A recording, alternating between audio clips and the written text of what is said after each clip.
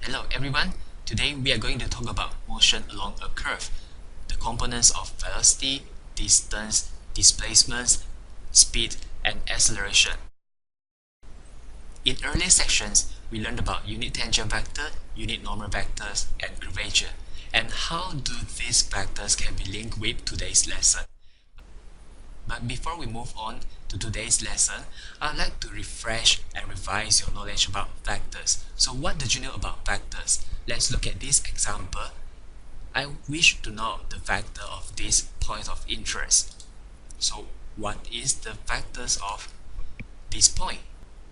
Usually when I ask the students about the definition of vectors, and apparently the answers given are vectors is an object that has direction and magnitude.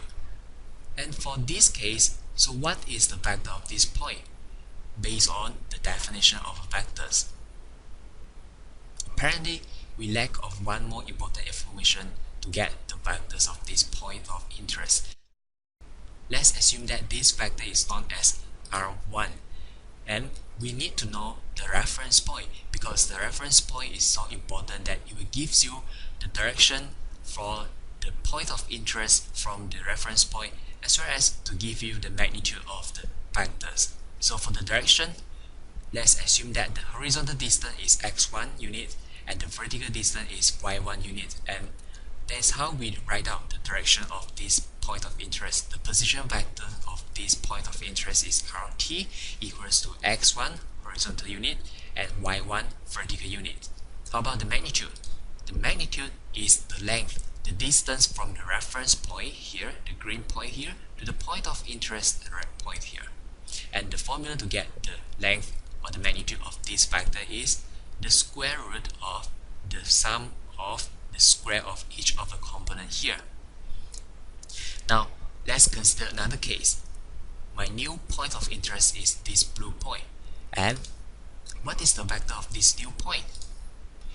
Let's assume that it is in a similar direction as the R1, our original vector R1 here, but its magnitude is twice the length of R1. So based on the definition of a vector and the assumption that the original vector R1 has a magnitude of 1, so if I say that the magnitude of R2 or the length from the green point here to the blue point is twice the length of green point to the red point. So the magnitude of R2 can be written as twice the magnitude of R1. And how about the direction? The direction of these R2 vectors is actually similar as the R1. So we can conclude that the new vector R2 has the same direction as R1, but its magnitude is twice the R1. So new vector R2 has the same direction as R1, but its magnitude is twice the R1. This is information that we can extract from this diagram. So how are we going to write it out? The position vectors of these R2 vectors. And recall that a vector is composed of magnitude and direction. So basically we just need to multiply the magnitude with the direction. The magnitude we know is 2 units and we multiply with the direction of the R1. So we get 2x1i plus 2y1j. And what does this mean? It actually shows that we move horizontally for 2x1 unit and move vertically for 2y1 unit. So this is the position vector for the new point of interest. Moving on, using this similar analogy, the concept of the new vectors which is in the same direction but differ in magnitude. So we are going to apply this to velocity and acceleration. Imagine this is the RT, the position vector value functions of our case study here. And the new reference point for the velocity will be here. This is the point here. So from previous lesson, we learned that when you differentiate the position vector value functions, you get our prime 1, which is the derivative of RT. And it is actually similar with the tangent vector. When you divide it with its own magnitude to normalize it, you get a unit tangent vector. So this unit tangent vector is actually a line, or being known as the tangent line, where the tangent line is the line that touches the curve at only one point here. So we have the unit tangent vector, which means that the magnitude is 1, and the vectors for this unit tangent vector t in bracket t can be equals to a certain unit of x I component plus a certain unit of j component, which means that we have the direction. So we know that when you differentiate the RT, the position vector value functions, you'll get a velocity. So let's imagine that v is the velocity here, and is actually similar to y r prime 2. We know that by definition of a vector, Vt is equals to the magnitude multiplied with the direction. So magnitude we haven't decided yet, but we know that the direction of the velocity should be similar to the direction of the unit tangent vector here. So this analogy is actually similar to the case we discussed here. And we can say that the Vt, the vector of Vt, the velocity is equals to ds or dt multiplied with the tt. So this tt, the unit tangent vector, contribute to the direction, and this ds dt is actually, what is it? ds dt, s is the distance. So when you divide the distance with a time, you get a speed.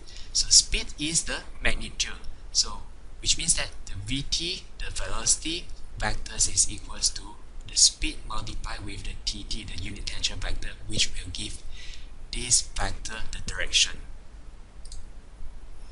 So just to quickly recall back the few formulas for the velocity, acceleration, and the speed and distance. So we know that the velocity is vt is equals to the speed multiplied with the unit tangent vector, which will give the vector's direction, and ds dt equals to dr ds. Dr ds is the terms that, another terms to get the unit tangent vector. If you already forgot it, try to refresh back by watching the previous module, by watching the previous topics, and you rearrange it, you will get dr or ds and ds or dt. So this is the chain rule, and you cancel out the ds here, so you get dr dt, which is exactly the same as the vt when you differentiate the position vector value functions with time. So you get back the velocity. And the formula for speed is actually the magnitude of the velocity and equals to the ds or dt, which means that the derivative of the distance traveled within a time period. For acceleration is actually the derivative of v over dt, which is equals to the second derivative of the position vector value functions and the time. So these are the formulas for position, velocity, acceleration, and speed for 3-space system when you have I, J, K components. It is actually similar to the 2-space formula here, it's just that we have additional term for the K here. Now let's work on some examples. Find the velocity, speed, and acceleration at a given time t for a particle moving along the given curve.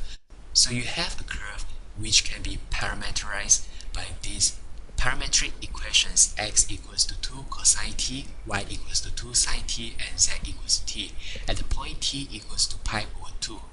So the first step to solve this problem is to find out the position vector of this point of interest at t equals to pi over 2. So you compose the rt equals to 2 cosine ti plus 2 sine tj plus tk. And to find the velocity is actually the first derivative of rt. So you differentiate rt towards t with respect to t, and you get this. Differentiate cos t will give you negative sine t, and differentiate sine t will give you cos t, and differentiate t will give you 1k. The next one is about acceleration. Acceleration is the second derivative of the position vector value functions, which means that the first derivative of the velocity. So just differentiate again. Differentiate minus 2 sine t will give you negative 2 cosine t, and differentiate 2 cos t will give you negative 2 sine t.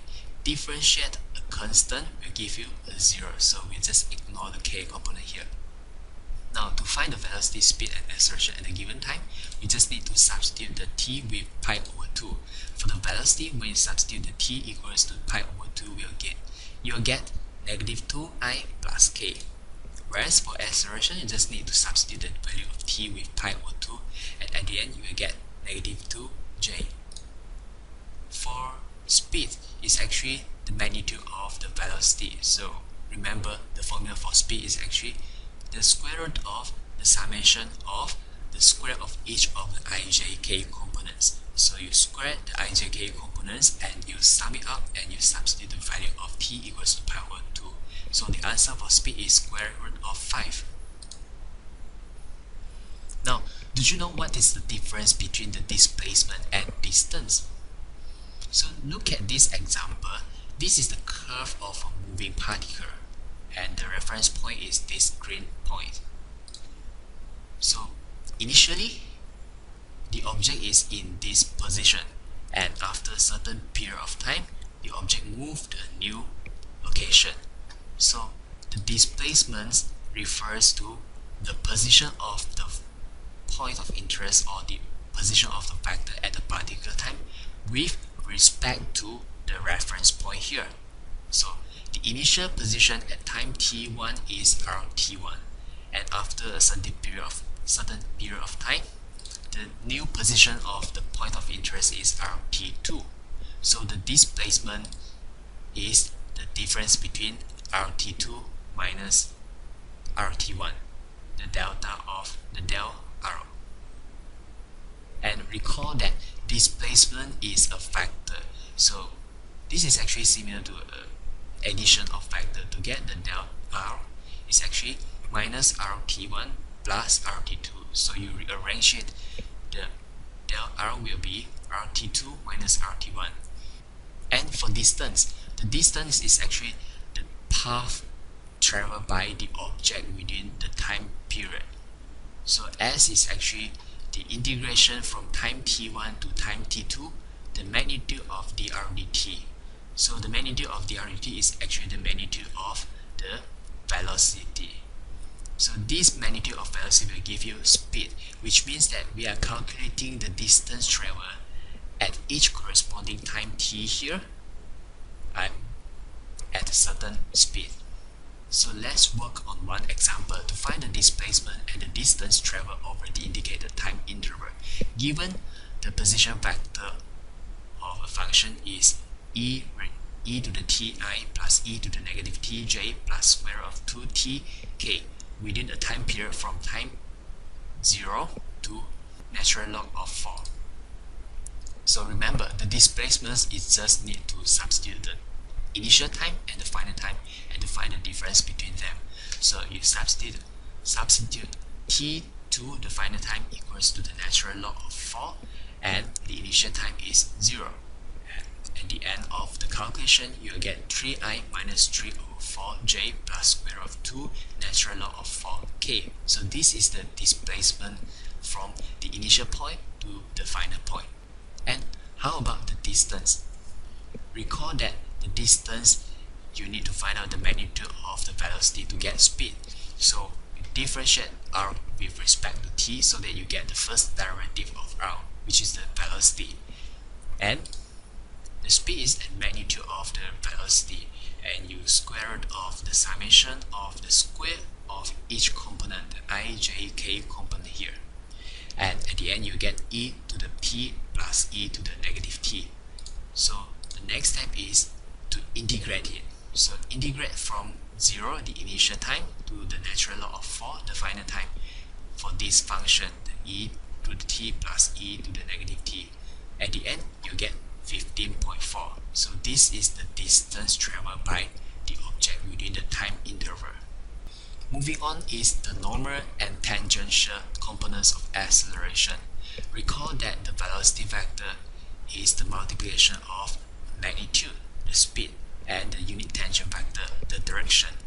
Similarly, for acceleration, we can split it into the x and y component. Something like when you resolve a given force into the force along the x direction and the force along the y direction. In this case, the acceleration can be split into a t unit tangent vector and the unit normal vector. Recall that the unit tangent vector and unit normal vector, they are orthogonal to each other, which means that the t and the n, they are perpendicular to each other. So acceleration vectors is the component of the t unit tangent vector and the unit normal vector. So the magnitude here, the second derivative of s, and the square of the first derivative of s with respect to t multiplied with the curvature here. So how are we going to come up with this? The tangential component of the acceleration and the normal components of acceleration. So look at this diagram. So this is what I meant just now. You have the acceleration a vector here. It can be resolved into two components. The components that is parallel with the unit tangent vector and the component that is parallel to the unit normal vector. And recall that the unit normal vectors and the unit tangent vector, they are perpendicular to each other. And this is back to the Pythagoras theorem. And how to get the tangential component and the normal component? So this is the formula given for the tangential component. Is actually the v dot a divided by the magnitude of v, and the normal components for the acceleration is the magnitude of the v cross the acceleration divided by the magnitude of the velocity, and the curvature can be represented by the magnitude of the v cross a divided by the magnitude of v to the power of 3. So how are you going to get this formula? I'll leave it to you to read the textbook to understand how did that derive this formula. And let's work on one example. You have been given the vectors for the velocity and the acceleration. So you are asked to find out the tangential component and the normal components of the acceleration, the unit tangent vector and the unit normal vector at this instant. So recall back the formula of the tangential component of A is the v dot A. So you just need to dot the vectors, the velocity vector with the acceleration vectors, and this is the answer you get, -3. And for the normal vectors, you need to find out the cross product. So the cross product of v cross with A is, the first row will be the ijk, and the second row will be all the corresponding ijk components of v, and the last row will be the corresponding components of ijk for the acceleration vector. So you get 6j, and you find its magnitude before you divide it with the magnitude of the velocity. So velocity. So this is the a and the normal acceleration components. Recall from the previous topics, the unit tangent vector is actually the first derivative of the position vector wave functions divided by its own magnitude, which is similar to the velocity divided by its own magnitude, and you get -j. So how to get the unit normal vectors? We'll use this formula. Recall that the acceleration is actually the at multiplied with the unit tangent vector plus an multiplied with the unit normal vector, and you rearrange it so that the unit normal vectors is on the left hand side, and just need to plug in all the corresponding vectors for the acceleration, the tangential acceleration component and the unit tangent vectors that you found previously, and the final answer is the unit normal vector is I. And just look at the component here. This is j and this is I, which means that they are not parallel to each other. Instead, they are perpendicular to each other, just like y and x are perpendicular to each other axis. And that's all for today's lesson. Thank you.